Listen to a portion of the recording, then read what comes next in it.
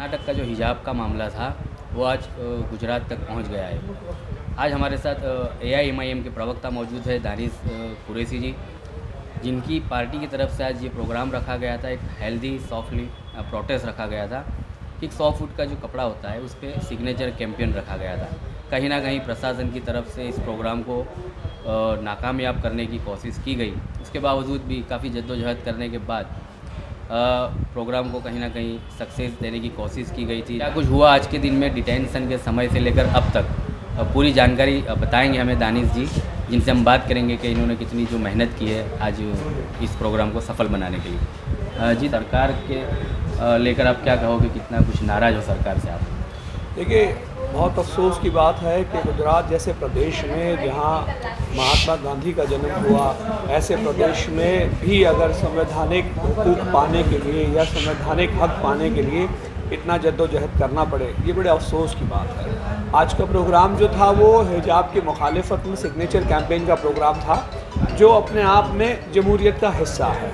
ऐसे जमहूरी हकूक़ हासिल करने के लिए अगर प्रोटेस्ट और इस तरीके के एहतजाज करने पड़े, ये बड़ा अफसोसनाक है। प्रोग्राम ये था कि बहनों के द्वारा सिग्नेचर कैंपेन रखा जाए, किया जाए और उन सिग्नेचर्स को लेकर आखिरकार महामहिम राष्ट्रपति जी को भेजा जाए कि भाई किस तरीके से जो अल्पसंख्यक समाज की जो महिलाएं हैं वो महिलाएं अपना हकूक़ हासिल करना चाहती हैं। जैसे 3 तलाक के वक्त में भी सिग्नेचर कैंपेन चला था और राष्ट्रपति जी को और केंद्र सरकार तक को वो लेटर्स भेजे गए थे। हुआ ये कि आज सुबह से ही ऑल इंडिया मजलिस इत्तेहादुल मुस्लिमीन के तमाम पदाधिकारियों को, तमाम काउंसिलर्स को उनके घर से और जहाँ मिले वहाँ से उनको डिटेन किया गया। प्रदेश के अहदेदारों को डिटेन कर लिया गया। अमूमन जहाँ जहाँ पुलिस कर सकती थी वो सब कुछ किया। अहमदाबाद की अगर बात की जाए तो पुलिस महकमे के रिकॉर्ड के अधीन 2700 से ज़्यादा गंभीर आरोप के आरोपी जो हैं वो फ़रार हैं और उन पर फोकस करने के बजाय गुजरात पुलिस ने आज पूरी ताकत जो थी वो मजलिस के नेताओं के पीछे लगाई। ये बड़ा अफसोसनाक है।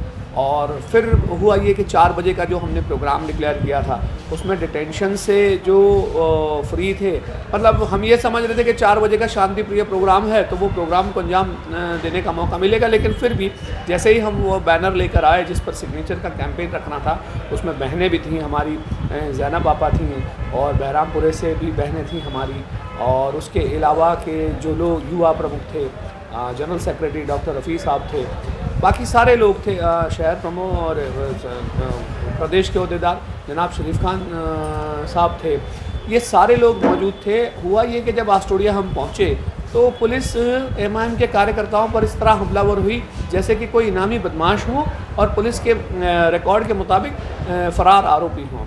ये जद्दोजहद हुई और उसके बाद सारे लोगों को मेरे समेत डिटेन किया गया, खाड़िया पुलिस स्टेशन ले जाया गया। वहाँ पर बहनों को भी लाया गया, उनको भी वहाँ डिटेन किया और अमूमन 6:30 बजे के करीब हमको वहाँ से रिलीज़ किया गया। सवाल इसका नहीं है कि डिटेंशन हुआ, सवाल ये है कि जमहूरी मुल्क में एक लोकतांत्रिक देश के अंदर में क्या अपने हुकूक हासिल करने के लिए इस तरीके का जद्दोजहद करना पड़ेगा। अगर प्रशासन इसी तरीके से बल का प्रयोग करेगा तो हम अपने कॉन्स्टिट्यूशनल राइट्स, हम अपने डेमोक्रेटिक राइट्स, लोकतांत्रिक हक व हुकूक जो हैं वो कैसे हासिल करेंगे। इस पर सोचने की ज़रूरत है। भारतीय जनता पार्टी की ही कर्नाटक में सरकार है जहां उन्होंने हिजाब को लेकर विवाद कर रखा है। एक तरफ तो वो संस्कृति की बातें करते हैं, देखिए आज 11-12 तारीख हो चुकी है, अमूमन 3 दिन बाद आप देखेंगे तो वैलेंटाइन डे के दिन इनके भगिनी संस्थाओं के जो लोग हैं वो लठ लेकर घूम रहे होंगे वैलेंटाइन डे के दिन। तो एक तरफ तो वो संस्कृति की बात करते हैं, दूसरी तरफ जो हमारे देश की संस्कृति है, जो अब से एक समाज हिजाब की बहनें जो हैं, बच्चियां जो हैं वो हिजाब का इस्तेमाल करती है तो उससे आपको परेशानी है। तो मुझे लगता है कि इनके दोहरे मापदंड हैं। आप पहले ये तय कर लीजिए कि आप वैलेंटाइन डे की मुखालिफत करेंगे या आप हिजाब की मुखालिफत करेंगे। एक तरफ तो आप वैलेंटाइन डे की भी मुखालिफत करते हैं, दूसरी तरफ जो संस्कृति है इस देश की मिली जुली उसकी भी मुखालिफत करते हैं। तो कहीं ना कहीं ये दोहरे मापदंड हैं जो आज खुल के सामने आ रहे हैं। सेक्युलरिज्म की जो बातें करने वाली सरकारें हैं उनके प्रवक्ता तो हम काफ़ी देखते रहते हैं कि डिबेट में आपके साथ काफ़ी चर्चा में उतरते हैं, आज कहीं वो दिखाई नहीं दिए, उनसे कितने नाराज़ हुआ?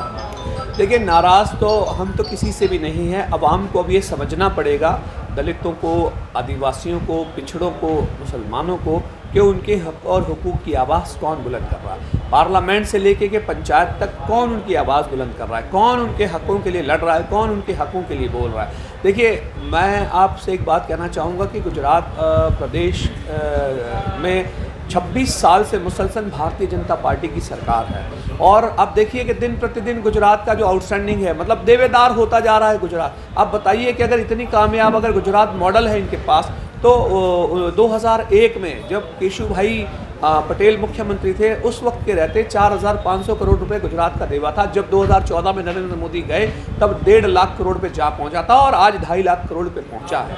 तो ये परिस्थितियां हो गई हैं। दरअसल ये जवाब देने की उसमें नहीं बचे हैं, इसीलिए इस तरीके के सांप्रदायिक मुद्दे लेके आते हैं। और जैसा कि आपने बात की सो कॉल्ड सेक्युलर पार्टियों का, तो उनसे उम्मीद इसलिए की नहीं जाती क्योंकि 26 साल से मुसलसल अवाम जो है गुजरात की उन्हें नकारती आ रही है, उनकी पॉलिटिकल रेलेवेंसी ख़त्म हो चुकी है। 2019 में हमने देखा किस तरह लोकसभा के चुनाव में 26-11 का मामला रहा, मतलब जो दूसरा मुख्य विपक्षी दल था वो ज़ीरो हो चुका है, तो उसकी अब चर्चा करना भी बेवकूफ़ी की अलामत है। अब विपक्ष के तौर पर जिस तरीके से AIMIM हुई है, भारतीय जनता पार्टी और उसके तमाम भगीनी संस्थाओं के लोग बौखलाए हुए हैं कि कौन लोग ये आ गए हैं जो अल्पसंख्यकों की, OBC की, SC और ST की और SEBC की बात करते हैं। तो कहीं ना कहीं हम कोशिश कर रहे हैं कि आवाम की आवाज़ जो है वो जमहूरी तौर पर जितने भी इंस्टीट्यूट्स हैं, चाहे वो कॉरपोरेशन हो, राज्य सरकार हो, पंचायत हो, महानगर निगम हो, वहाँ तक हम उनकी आवाज़ पहुँचाएँ और उनके हक़ व हुकूक से उन्हें उनका हक़ दिलवाएँ। लेकिन दरअसल इस तरीके के सांप्रदायिक मुद्दे उठाकर वो मुख्य मुद्दों से भागना चाहती है, इसीलिए सो कॉल्ड सेक्युलर पार्टी जो है प्रदेश की, वो अब मुंह दिखाने के काबिल भी नहीं बची और उनका मुंह अब देखने को भी नहीं मिला। जी, गुजरात में कुछ ही समय बाकी रह गया, कुछ महीनों के बाद अब विधानसभा इलेक्शन यहाँ भी आने वाले हैं। जनता की आवाज़ को लेकर कहीं बार सड़कों पे उतरना पड़ेगा। इसी तरह आपकी पार्टी उतरेगी सड़कों पर, डट के सामना करेगी भारतीय जनता पार्टी का? देखिए, ऑल इंडिया मजलिस इत्तेहादुल मुस्लिमीन का एक एक कार्यकर्ता हमारे प्रदेश के सदर जनाब साबिर भाई काबलीवाला के आदेश के अधीन रहते हैं, और हमेशा जब भी उन्होंने आदेश किया है तब तक एक एक कार्यकर्ता के साथ मैदान में हम उतरे हैं। और आइंदा के दिनों में भी जब भी पार्टी हाईकमांड का आदेश होगा, जहाँ जहाँ ज़रूरत होगी, जहाँ जहाँ मजलूमों की आवाज़ दबाने की कोशिश की जाएगी, जहाँ जहाँ जालिम सियासी जुल्म पर आमदा हो जाएगा, उस हर एक जगह पर आपको मजलिस का मोर्चा दिखाई देगा इंशाअल्लाह। जी, तो ये थे दानिश कुरैशी जी, जिनसे हमने बात की। आने वाले समय में गुजरात विधानसभा को लेकर काफ़ी सारे ऐसे मुद्दे आएंगे जिसको लेकर AIMIM को सड़कों पे उतरना पड़ेगा, और तैयार है AIMIM पार्टी के सारे होद्देदार, महिला होद्देदार है, जो पुरुष होद्देदार है, तमाम के तमाम इसके लिए खड़े रहेंगे और जनता की आवाज़ को उठाते रहेंगे।